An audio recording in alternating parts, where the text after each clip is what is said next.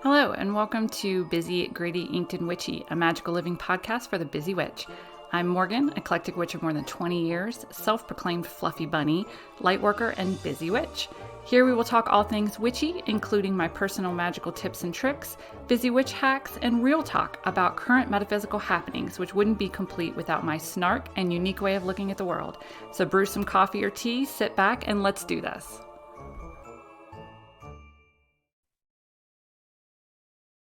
Okay, hello everyone. Welcome to the next episode of Busy, Grady, Inked, and Witchy. I am Morgan, and today I have a very special guest star. She is a priestess of Morgan Le Fay, a devotee of Aphrodite, an initiated priestess of Rhiannon, a ceremonialist, a temple dancer, a coach, and facilitator of Rockstar Priestess website and training. Please welcome Demi Fox. Yay! Lovely to be here from England. Yes, there's an 8-hour difference in between us. So I'm starting my day and she's starting to wind down. So thank you so much for being here today. I wanted to talk about being a priestess because that's like your biggest message. Who doesn't want to talk about being a priestess? So for me, priestess, when I was a kid, I found out about witchiness when I was about 12. I desperately wanted to be a priestess because I felt like if I was a priestess, then the goddess would tell me what to do all the time and I wouldn't have to make any decisions. And that still makes a part of me very, very happy. And then when I grew up and got like the balls to actually go and train as a priestess and do this work, I realized that being a priestess isn't actually so much about, especially what I do, it's not so much about surrendering to the goddess and letting something else lead your life. It's about stepping into yourself and your power completely, fully what you are, accepting that you are the magician of your life, but also balancing that edge of devotion and the guidance of the goddess. So the goddess doesn't tell you what to do. She doesn't relieve you of all earthly decisions, which I wish she did, because I hate decisions. But being a priestess is so much about being in communication with the goddess and with that intuitive voice of guidance, but also balancing it with your own power and your own choices and your own desires, knowing that the balance between them they're not as separate as you think they are. Like the goddess's will for you isn't really hugely different from your will for yourself. It's like a circle. When you go enough around one way, you end up on the other side. So for me, being a priestess is that. It's being in communion and devotion, however imperfectly, with the goddess in whatever forms that really resonate with you. And I believe all of us are here and our essential higher self, priestess self, spiritual self. They're not homogenous white blobs of nothingness, which is some kind of blank slate, new age, whatever. Mm-hmm. We all have a very particular lantern that holds the goddess and lets it go out in the world, that holds that divine energy and go out in the world. Mine is very pink and very orange and very loud and very noisy, and it's a very big light and people have to watch it because I'm out there doing that. Mm-hmm. And that's the flavor of goddess energy that comes through me, and it's my priestess service to really lean into who and what I am, my lantern, and allow the divine to work through what I am already. Dancer, obsessive creative, writer, very scattered and disorganized. I have to go through that and not trying to send out of what I am to serve the goddess. And I feel like that's really the heart of priestessing. It's divine. It is connection and devotion to the goddess, understanding that the goddess is it's also you. Mm-hmm. And it is through you stepping into your power that you actually step into your higher self, into your goddess self, and your path of service. Because when we think about priesthood, might be remembering this wrong, but the etymology for the word priest, don't think it's Greek, but it might be, it's one of those, means servant. So it's servant of the divine. So there is this piece of service that is bound into priesthood and priestesshood. And we have this cultural idea that service is boring and heavy, and it's work and it's shit, and it's like, and our service in priestesshood is actually us stepping into who and what we are and following that divine pull of passions from within. And we serve through being more of who and what we are. I would be a crap priestess if I tried really hard to be someone who served by being very not sweary, and sorry about the swears, by the way, and very still and stoic and serious, even though my shadow likes to try and push me to that way, because that's the accepted cultural view of what you have to be a priestess. Is all that monk nonsense and miserable punishing priest nonsense that's come after us from all these centuries. I would be a terrible priestess. I'd be doing awful service if I was trying to really do my work through that. But because I do my work through Venus and big overabundance of creation and following my passion and dancing a lot now, that's how the goddess gets served and how she gets transmitted. Because I believe as a priestess, it's not so much that we're here to do the goddess's work. We're not an intermediary because we don't believe in intermediaries, because the goddess is here. She's everything. She's the books, she's that moisturizer, she's this laptop, she's my ring light, she is all the things. It is about allowing ourselves to be a vessel for goddess to come through, and a vessel for goddess and the divine to shine through, so that your energy and who and what you are becomes like yummy goddess juice. Yeah. And that's not that hard. It's just the more you step into yourself, the more your energy kind of clicks into what it always was supposed to be, and the more that comes out of you. And so service as a priestess isn't about struggle or hardship or trying really hard to make things right. And I have met priestesses who are stuck in that, because that's what the rest of the world is stuck in. Yeah. It is service through being what you are and beingness, not necessarily doingness. Priestess. I think that was the biggest thing about especially your website, is like I have been wanted, like one of my bucket list things is to call myself a priestess of Avalon. I have been on the Avalonian path for 20 years, over 20 years now. And just because of life and everything, like at the end of last year, I sat down and said, okay, in my mind, if I want to be a priestess of Avalon, I have to go through some kind of formal training, but like years. Like in my mind, I was like, maybe if I start now, 10 years from now, I can call myself a priestess of Avalon. And I started on your web, you type in Priestess of Avalon, and your website is like, whoosh, there it is. You know me. Yeah. So I started with some of your blog posts and your things, and I was like, the way that you just like right now, the way that you say it, I'm like, can I be a priestess? Like, am I already on the path and I didn't even know it?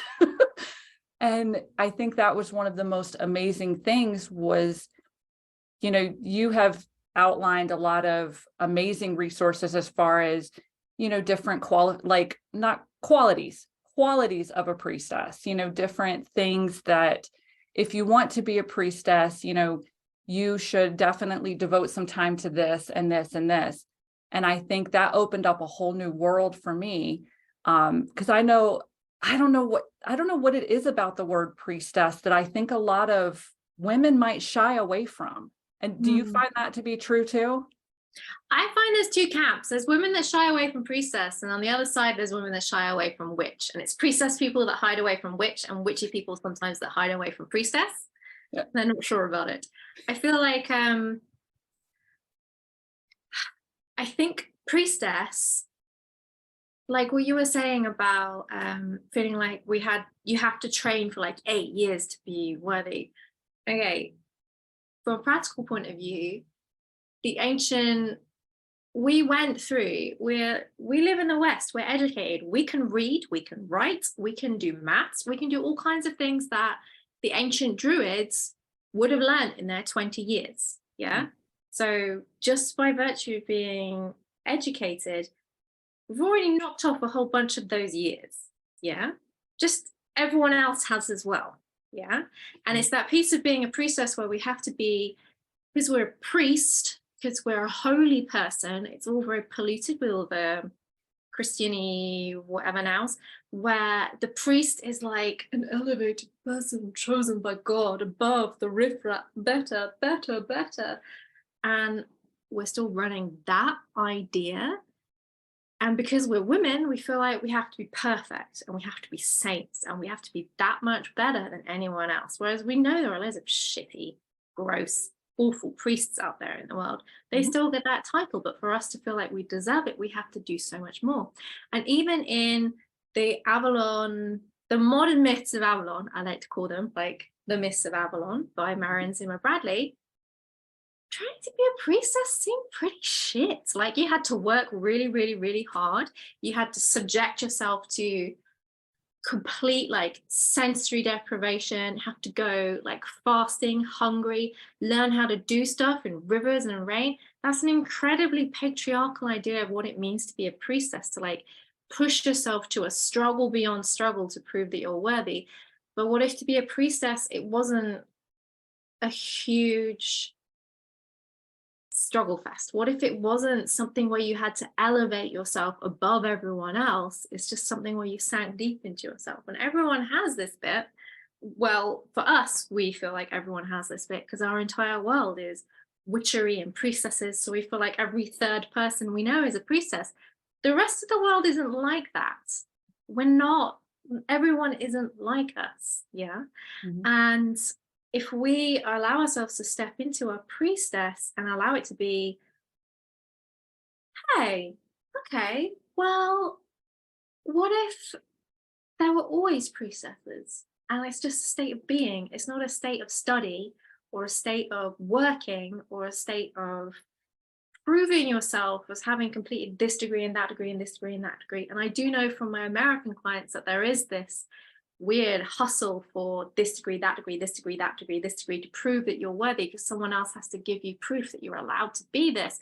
But I know for me, the biggest struggle on my journey, I felt the same way when I was itty bitty Demi at 24. I went to go study in Avalon to be a priestess of Avalon because I felt like that's the only way I could do it. And it was only if someone else gave me permission that I'd be allowed. That didn't work out for me. It was not the right training for me. And I was devastated and I felt like, oh my God, I'm never going to be able to do this. Then I realized it's something you claim for yourself.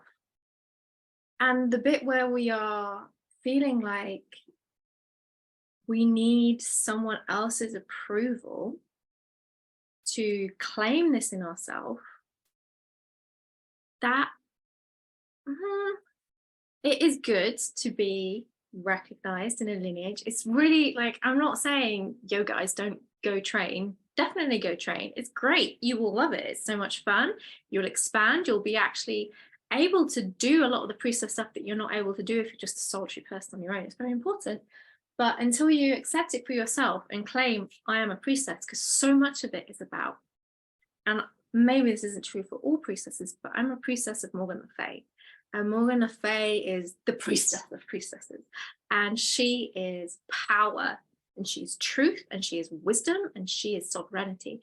And you have to choose for yourself. I'm a priestess of Avalon. If I can count, I already learned how to read and write and do all sorts of stuff. And there is this point where when we're on our priestess path, whether we're trading with someone or whether we're doing it on our own, where if this is the path we're called to, and like the world can have 100 million priestesses, that would only make the world better. Yeah. And there's no competition. The more priestesses that live in my town, the better. We can team up, we can do stuff, we can lighten the load of each other. We don't have to be the special one. We want there to be loads. We want there to be a team. Yeah. God damn it, I lost my train of thought. Going back. What was I saying, my love? You were talking about the validation, like not needing validation, but the more that you train, the more you have to accept within yourself that you are a priestess, even if you're doing the training or with someone or by yourself. Yeah. Yeah. And because what happens is, if you do the training and you get that approval of someone, there's still going to be that voice in you that goes, I don't deserve that. I'm not worthy of that. Mm-hmm. They just don't see what an imposter I am, because brains are assholes. And we have to remember against this huge cultural hangover of women can't be priests. Yeah. Women can't be holy. Women are gross. Mm-hmm. Women bleed, ew. Yeah. And to be a priest, to be a holy woman, our only model is Mother Mary, who is great, but completely unattainable. Like, she's a flipping saint, virgin birth, unbelievably super, super holy. We've lost all our priestess role models who are earthy and real, like Enahedwana and priestesses of Isis, and these women who, like, were real and had real lives and fucked up and lost everything and got it back again. Yeah. Mm-hmm. Our only vision is super perfect Mother Mary, so we feel like we have to be super perfect. And there's always a point on our path, however much training we've had, where we look back at our entire life and go, shit the bed. I have been training to be a priestess since I was 12 and I didn't even know. I had this moment in my first priestess training where I was learning that being a ceremonialist, what being a ceremonialist was. And I was like, I've been in acting classes since I was like 8. I'm a dancer. I've been on stage. I have talked to people in like big presentations and stuff. All of my life has been training me to be a ceremonialist, because all the things that I have been learning, no matter how like disparate they are forming my basis of skills to be able to be a priestess. You could have knocked me down with a feather. I was not accepting that, because when I stepped in to do priestess training, it took me about 6 years it took me about 4 years to even imagine that I could possibly do it. And then I applied for the priestess training program. And then I ran away and I didn't answer any emails because I was too scared. And then I applied for it again the next year and actually did it. So it takes a lot of courage to do this work, like a lot of courage. It does. And you actually introduced me, without knowing it, you introduced me to Morgan Le Fay. I've loved Arthurian legend. I have loved any time she's depicted, generally speaking, minus once the patriarchy took over and turned her into, an evil, adulterous witch. I always was like, I think y'all got that wrong, but whatever. We'll just go past that. I didn't know until coming across your website and really diving down into what you have about Morgan Le Fay, that you could honor her as well. So I was grateful for I think it was the Dark Moon study, the Morgan Le Fay Dark Moon Studies class that's on your website, because I took a month and just kind of really devoted myself, set up my altar to her. Absolutely beautiful energy. But I think I love that you're telling, like, there's not one path. Like, generally speaking, for priests, as we know priests, there's one path, or there's one objective. At the end, there's one God, there's one everything, and like, this is how you're supposed to do it. But I mean, the path of any type of priestess is just as individual as the person. Mm-hmm. Yeah. It's meant to be that way. And is it have you found too, like, priestesses in your journey, like other priestesses that you know, priestesses of specific deities, but also of belief paths, or, kind of the same, or is there like a blending? I feel like,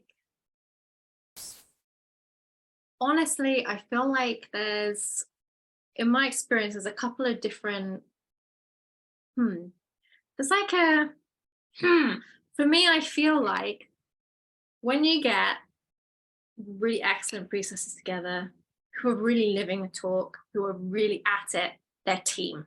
They are team. Like, I could connect with a priestess of Kali and a priestess of Dionysus and a priestess of Oshun and a priest of Morrigan. And we're same team, because priestessing is about team. It's not about going it alone. It never has been. And I think that's why maybe priestessing it's getting quite big now. And it's so important because it's that missing community piece in a lot of things. We are not, and a lot of us, apart from the priestesses who hate the word witch, a lot of us have been solitary witches in the past. And this is the bit that fulfills something for us, which is magic. And there are also, priestessing is this is why Morgan's the big bad boss bitch of priestesses, because to be able to step fully into your power, this is what I believe, and embody Avalon, you have to deal and be able to look at your shadow. And your shadow is the bit which is the ways in which you unconsciously basically act like an asshole and sabotage yourself and sabotage all the things in your life and sabotage others, and the way you push people away and all this stuff that until you start searching for it, you can't see it, because it's just such an ingrained part of who and what you are. We have to be able to look at that. And I mean, this is essential to every single spiritual journey. You have to be able to see your shadow and deal with it, but especially so for priestesses, because if you're stepping into a path of power and you haven't integrated your shadow and you're prickly about it and you won't look at it, you're not going to be able to do your job very well. And then I am sure we have all seen this. Well, I know you've seen this. Maybe your friends who are listening to this have seen this. Leaders who are in either a spiritual leadership role or in a priestess role, who have a lot of, usually it's sister stuff. Like, I was at a festival a few months ago where this came up really strongly. They have unintegrated sister stuff, and it just has like a jarring energy about it. Something's wrong there and something's not quite integrated. And it, like I said before, it takes a horrible amount of courage to look at that stuff, especially for priestesses, because a lot of the shadows that we have to look at and integrate, which I've looked at and integrate, I've been an absolute asshole lots of times in my life. We all have been. Like, the way we push others away, the way we act super entitled towards our partners and our loved ones, the way we struggle for power and don't want other people to hold it and want to be special. Yeah. These are all things that, as a priestess, they're exactly the opposite of everything we claim and say we are. So there's always this absolute, very Inanna and Ereshkigal, super horrific ego death bit that we have to go through. So then we can see, oh my God, everything I said I wasn't, I am. And we have to love ourselves through that. And when you meet people who do that, you know, you can work with them. You're a team. They will see their stuff. They might get annoyed if you point it out, but then they'll be like, thank you very much. I'm going to deal with this. I understand.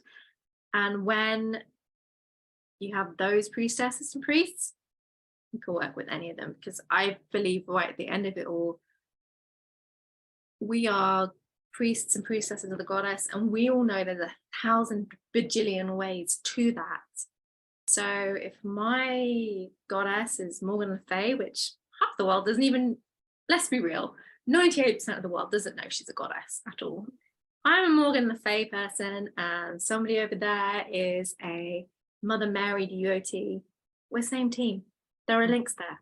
There are always links between all of them and all the different pathways. And I believe as a priestess, the energy we work most with, I work most with Morgan Le Fay and Aphrodite. It's a bit like the people you hang out with the most. You hang out with, like, say you're a rock star and you hang out with a lot of druggy rock stars, you're going to become a druggy rock star. Yeah. If you're a priestess and you hang out a lot with Morgan Le Fay, you're going to become very Morgan Le Fay-ish in your energy and vibe. Yeah. Yeah. So when you hang out with a priestess of Hera, for example, she'll probably have a very Hera-esque aura. And that's part of what being a priestess is. It's not about the doing, it's about, something about you holds that Avalon energy. How strange. And the thing is, we don't know, we can't see ourselves. We've got no idea how we look to others. We have no idea of our effect on the world. And like, we can have a tiny smidgy view, an idea of what our energy is like, but it takes another priestess to reflect it back to you and go, no, yep, you are this. I can see it. I can feel it. It's very, very obvious. And you're like, oh no, but I'm not really sure. I don't think I deserve it. I need to train for another 12 years on Anglesey with the druids before I'm worthy. And then someone will just be like, look, I can see it. I can see it. Like, it's in your energy. It's fine. Yeah. I don't know what your question was, but I think we answered it. That was good. No, it was good. It definitely answered it too. You also just got back from a priestessing excursion. I would love for you to share a little bit because it looked fabulous. Oh my gosh. Through social media. Yes. Everyone wants me to tell them about it. And it's one of those weird, I have no idea how to talk about it at all. Everyone's like, oh, tell me more about America. And I'm like, oh, I'm not sure. So what I did is I'm training with Elaine Khalida-Doughty and Diana Dubrow of Priestess Presence in the Emerald Temple as a Miraphor. And I've been working with the essential oils for a long time, working with Diana and Elaine with the Miraphor tradition of oils. And the Miraphors are literally means myrrh bearers, and they are the anointing priestesses. And we can have their lineage as the most famous rock star anointing priestess of all time, Mary Magdalene. She's very hip right now. She's very cool. She's having a moment. And we can trace it back to the Egyptian anointing mysteries of all those oils they would do in the death rites. And there's a lot of stuff about death with the Miraphor tradition, which is great for me because I'm Morgan Le Fay. And as far as I'm concerned, Morgan Le Fay was a Miraphor. She was the one who anointed King Arthur. She was the one who took King Arthur on that passage journey across the waters to Avalon, aka death. And that's her work as well. She's same team. They're all the same team. Everyone's on the same team. It's so great. So this week that I went to go and take part in was an anointing. Oh my God, it's so weird. There's like a week-long space in my brain, which is like, it's all vibes, and it's like, I have nothing to tell you. It's so strange. It was a week of being in the beautiful cedarwood forest in Northern California and anointing using really high grade essential oils, stepping into our temple keeper oil. So in this tradition, and what my teacher believes is that in the ancient temples, everybody would have been a temple keeper of a certain oil. And it would have been their job to care for that plant, to tend that plant, to import it if you could get it in that country, and to be the living embodiment of that plant. My temple keeper oil is jasmine sambac, which is night blooming jasmine, which is big Demi vibes, basically. It's just big Demi vibes. And we were stepping more and really feeling that embodiment of our temple keeper oil. And we were doing like 3-hour-long anointings on each other and learning how to give and transmit this for other people. So I am currently trying to find a massage table so I can start anointing people in my neck of the woods. And it was really magical and wild and beautiful. And I met so many gorgeous people. And I reeked of essential oils and perfume. Like, I'm still washing some of the stuff, and it's like, yep, that smells of oils. And we even saw like a UFO on the last day. It was wild, That's pretty cool. wild, wild, wild, wild. It was so magical, and it really brought home to me that, like, for me, I run Rockstar Priestess. I do a lot of online priestessing, which is great because we all live quite far away from each other. And this is a really good way for us to connect. But in-person stuff, it's the next level. It's Yeah. when you can actually be in the room with the energy of the people you're working with, doing the physical work, being in temple, being in ceremony, having the oils be anointed and going through that process in person, it's about 1,000 times more powerful. And it's just really reminded me how important it is to do this stuff in real life. And that's part of the reason why I have a friend on the other side of town who's building a yurt. We're building a yurt so we can do this in person, and people can come and have an anointing, like a 3-hour Egyptian anointing ceremony done for them, and come to a archetypal circle or come to a red tent and just be in person, because we haven't done that for so long. And in person is where transformation happens so much more. Yeah. 10 out of 10 would recommend. I think it's great too that even as, like I said, you Google Priestess of Avalon or any kind of thing like that, your website is one of the top ones to come up. So even as, you know, a priestess of Morgan Le Fay and someone who basically spends their life, you know, spreading this message, you're still learning about your particular path and different aspects of yourself, and diving down into different trainings just so you can, I don't know, make the most of what you feel like you're supposed to be doing and the path that you're supposed to be walking. And I think that that is amazing. Just putting that energy out there of always learning, you know, always furthering your journey and taking those next steps that feel right. And it's like we were saying about the Mists of Avalon, where it's a struggle inside. It's not hard. It's Yeah. just following the things that are really interesting and doing them because they're pretty awesome. That's all it is. That's where your magic comes from. Yeah. I think like we've done a lot of amazing talking today. I love all of the information that's going out, and that my listeners maybe can take from this that you may already be on the path. You may have already been on the path of a priestess since you were little. But I definitely want you to let people know like what you have coming up, where they can find you, your website, all that good stuff. Sure. So you can find me at Rockstar Priestess, which is kind of has two addresses. It's either rockstarpriestess.com or priestesstraining.com.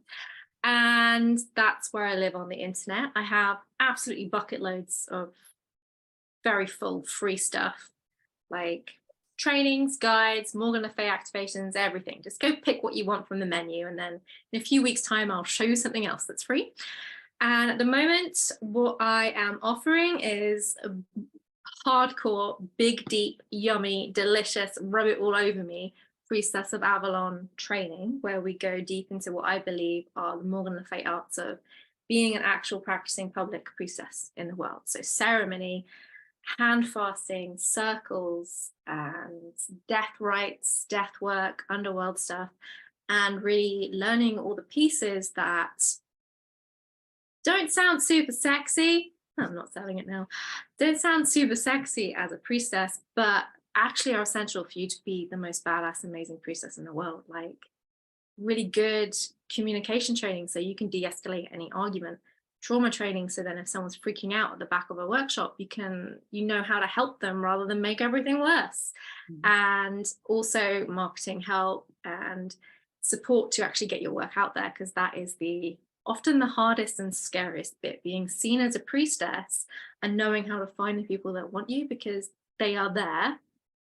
The world is in a huge spiritual awakening, and people are desperate for what we do, which is creating soft, beautiful, intimate, heart space places which can activate them or calm them or challenge them and just make their life have meaning. So that's what I am teaching this year. If you're interested, come and check it out and bother me about it. And I also teach like 1,000 other things. There's my little course, which is the Dark Moon Studies, which is like my teeny weeny little introduction into everything Morgan Le Fay. And you should definitely check that out because Morgan Le Fay is everything. Well, thank you so much. I do, like, you have been a part of my journey for years now, even though this is technically the first time we've ever met. So I definitely want to thank you because I have literally like 4-inch binders at home of stuff that I have printed out between the classes, but also some of your immersions and some of your free things. But that's like, it's become one of my book of shadows. Yeah, it's just full of stuff from you. So thank you so much. God, that makes me so happy. If you ever want to send me a picture of your binder, it would literally make me the happiest person in the world. Thank you so much. I'm so honored that I've been a part of your journey. And I think for people listening, as a priestess, you don't actually know your effect on the world around you. And that's the surrender piece of this work. You have no idea. You just have to keep doing it because maybe someone has a binder of all your stuff in it somewhere across the world. I do. I will definitely send it to you because it's my big one. It's pretty thick. Oh my gosh. Yeah. So thank honored. you for joining me today too, and for spreading out. I think we definitely need to get the message of priestessing out to as many people as possible, but especially I think in today's society, as many women as possible, like spread that light. Mm-hmm. So yeah, it's beautiful. It's a way to help connect others, service, and being yourself. Mm-hmm. All And right. it's what women have done for millions of years. It's what we've done always. These are all our own arts that we're just reclaiming. Done this. We know how to do this. It's just a big remembrance. Yeah, I completely agree. Thank you for joining me. And then to the listeners out there, thank you for listening, for giving me a platform to share my knowledge, but have amazing guests on here like Demi Fox to also spread her knowledge and her message. So thank you for listening. And thank you, Demi, for joining me. Thank you for inviting me. Lovely to meet you all. I will see you all again soon. Bye.